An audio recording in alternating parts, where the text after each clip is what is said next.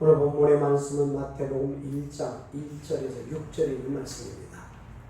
1장 1절에서 6절의 말씀을 다 같이 합독을 하도록 하겠습니다. 아브라함과 다윗의 자손 예수 그리스도의 계보라.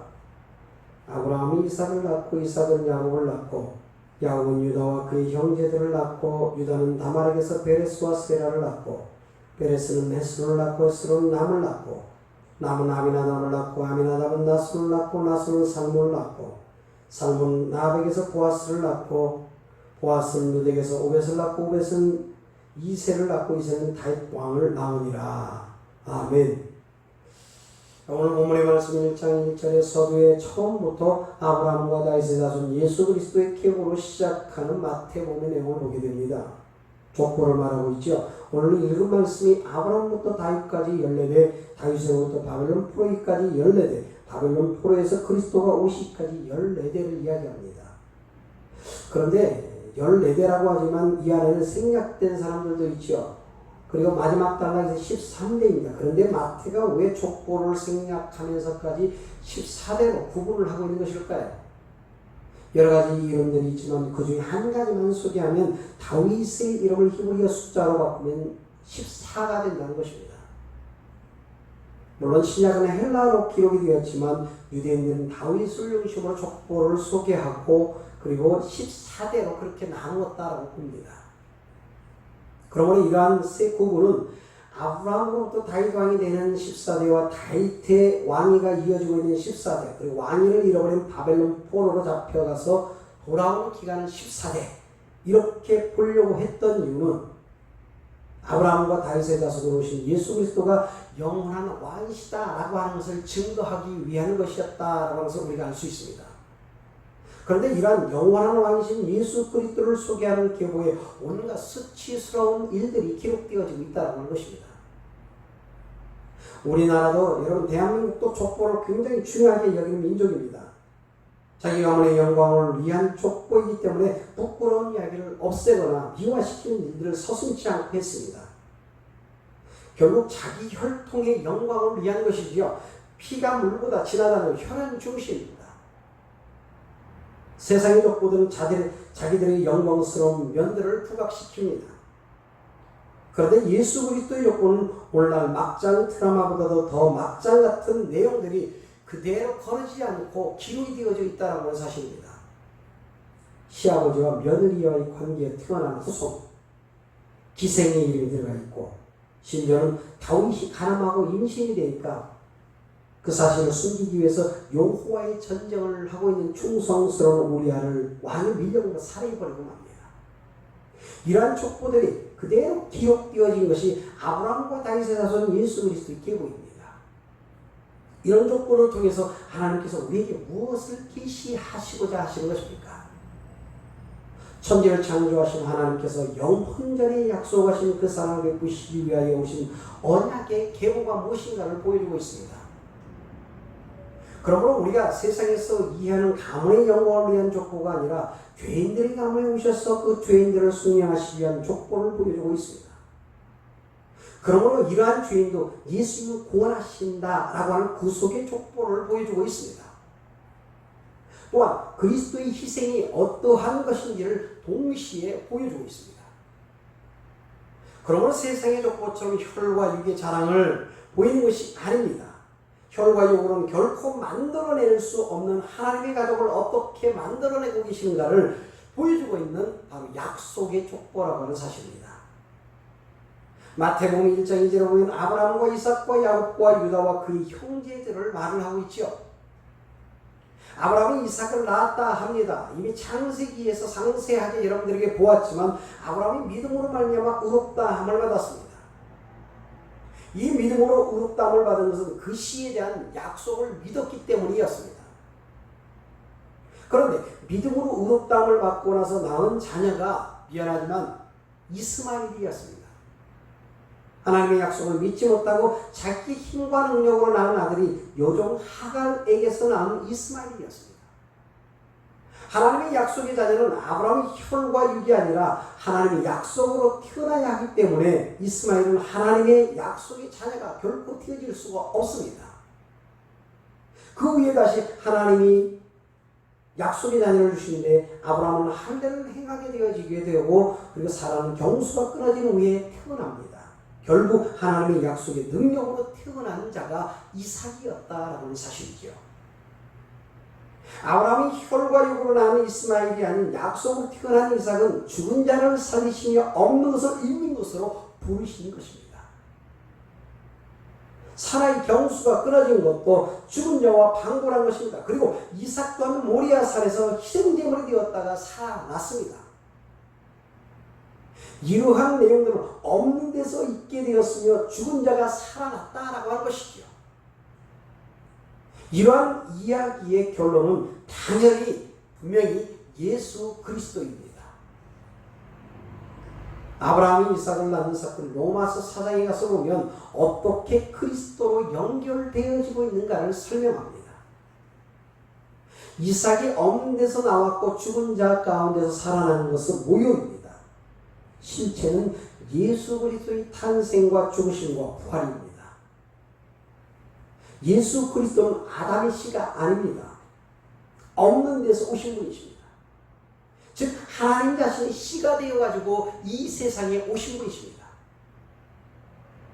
그러므로 아브라함과 다윗의 후손이라고 해서 아브라함과 다윗의 혈통의 계보를 보여주는 것이 아니라는 것이죠. 하나님의 약속이 어떻게 이루어진지를 보여주기 위한 약속의 계보입니다. 이삭은 야곱을 낳았습니다. 그런데 야곱은 에서와 쌍둥이입니다. 에서가 장자인데 장자의 이름은 이 족보에 없습니다. 역시 하나님의 언약이 어떻게 주어지는가를 보여주는 족보입니다.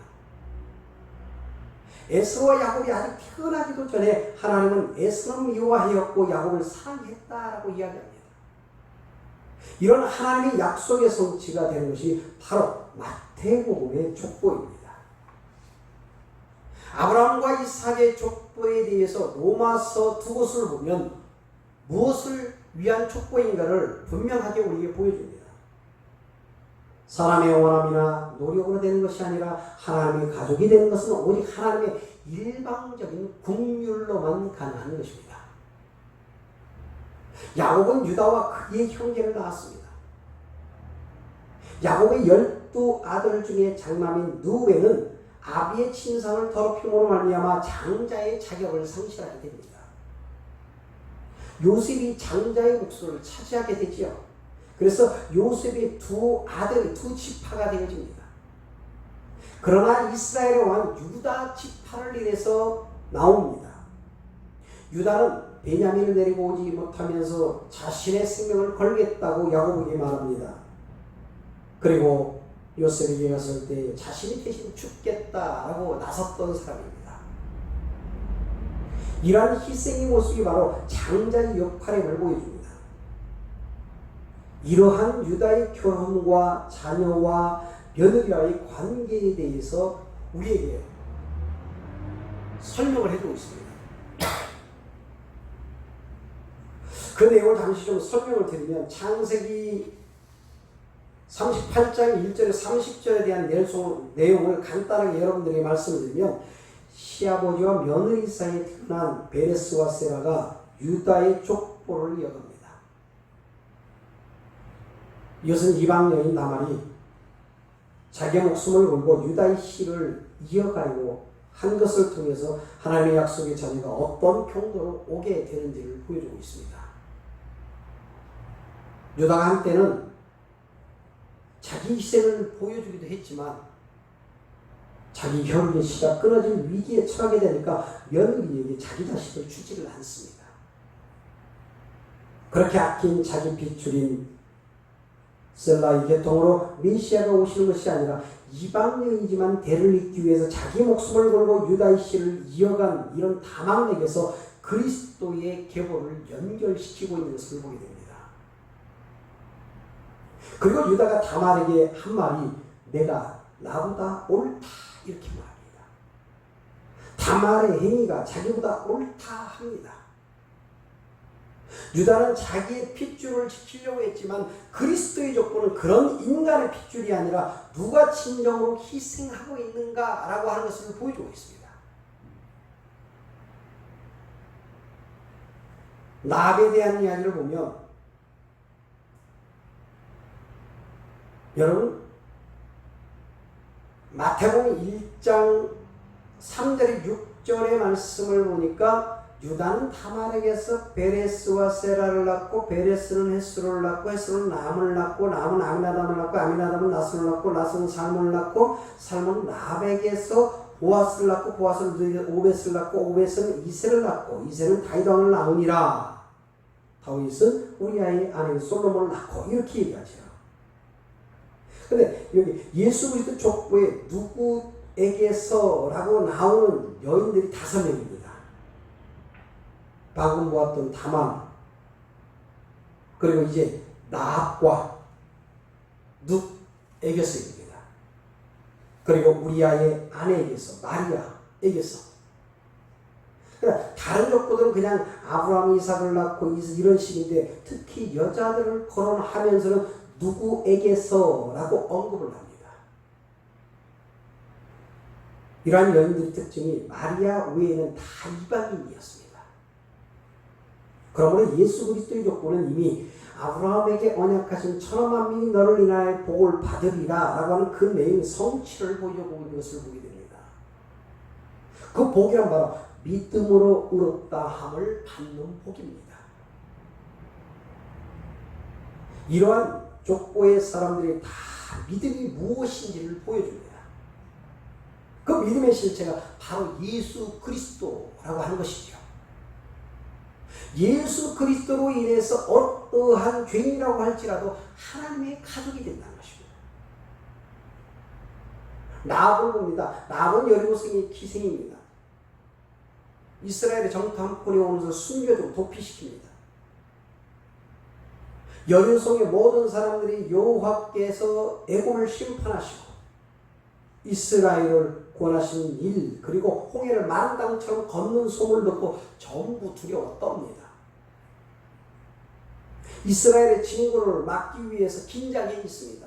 이러한 때 나합은 정탐꾼을 숨겨주고 도피시키는 일은 역시 자기 목숨을 거는 행위였습니다.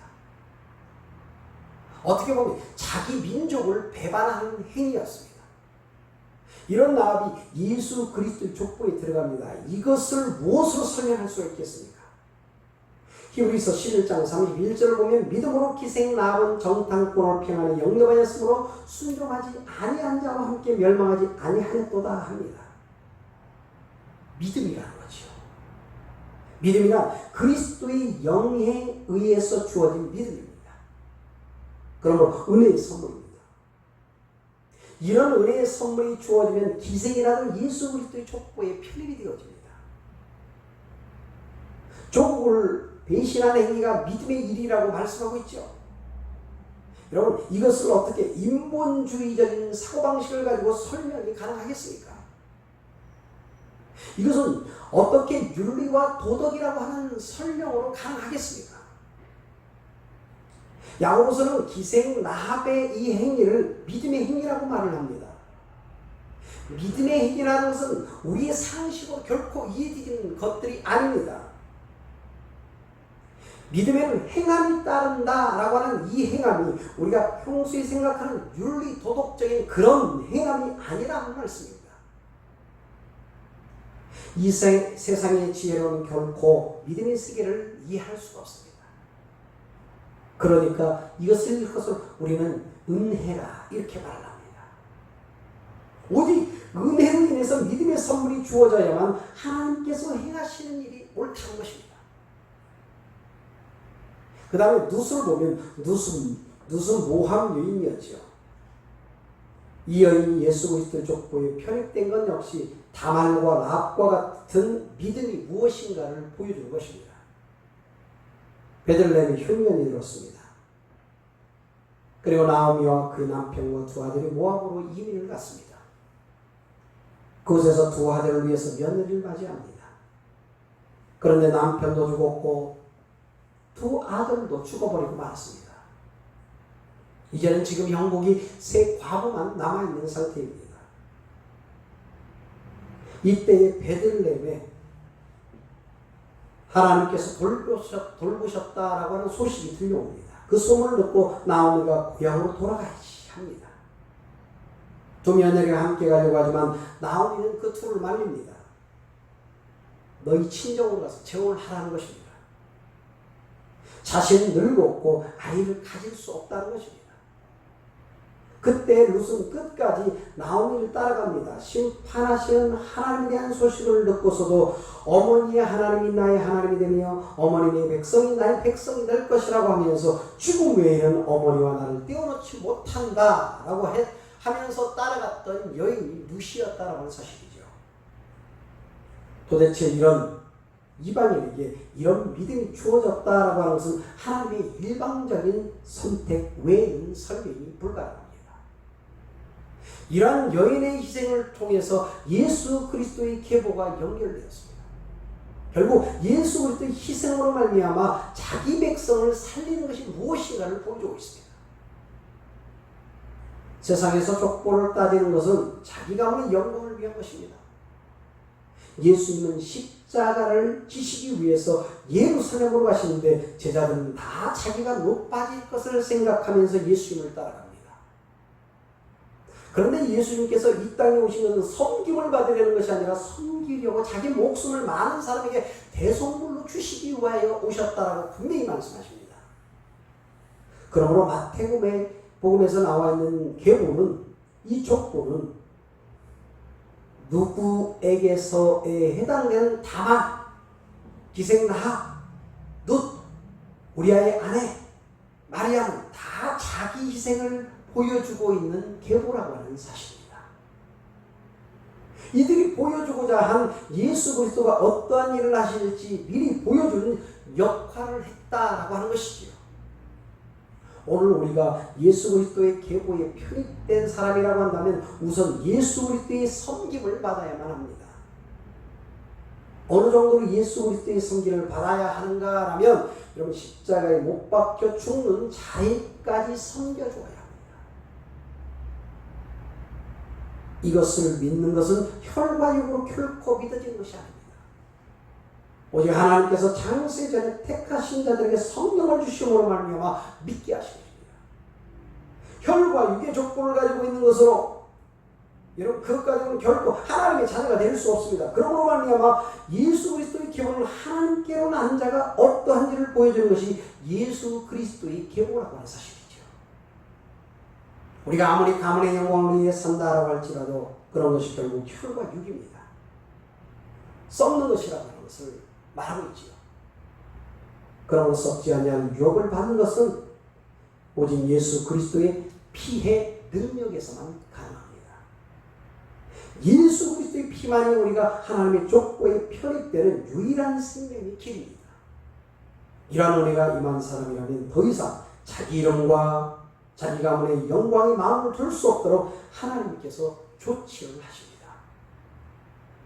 그렇게 풀려가지고 나온 그 사람들이 혈과 육으로 나온 어떠한 것도 신뢰할 수 없고 오직 예수 그리스도만, 십자가만 잘 못 삼고 의지하게 된다는 사실이죠. 그런 사람이 여기에 있는 저와 여러분일 것입니다. 이런 은혜가 우리에게 가득히 넘치기를 간절히 바랍니다. 기도하겠습니다. 하나님, 진정으로 우리의 모습을 바라봅니다. 아브라함에서 다윗까지 되어진 말씀을 보면서 우리가 과연 어느 편에 소속되어진 사람이 되어야 되는지를 가르쳐 주십니다. 세상의 족보가 아닌 예수 그리스도의 족보 안에 들어가 있는 인생임을 우리가 고백하고 예수 그리스도 구원의 역사 가운데 붙들을 받는 인생 되게 하여 주옵소서.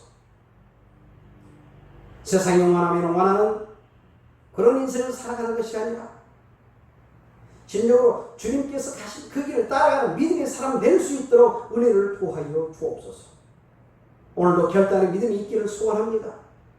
하나님 나라를 소망하며 끝까지 그 나라를 향해서 믿음의 전진을 할 수 있는, 비록 그 가는 길이 힘들고 어렵고 나약하다라고 할지라도 끝까지 견디며 갈 수 있는 은혜를 허락하여 주옵소서. 이 시간도 하나님 앞에 드린 헌금 위에 하나님께서 붙잡아 주옵소서.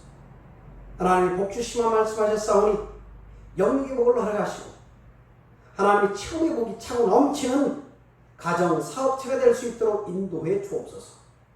예수님의 이름으로 간절히 기도하옵나이다. 아멘.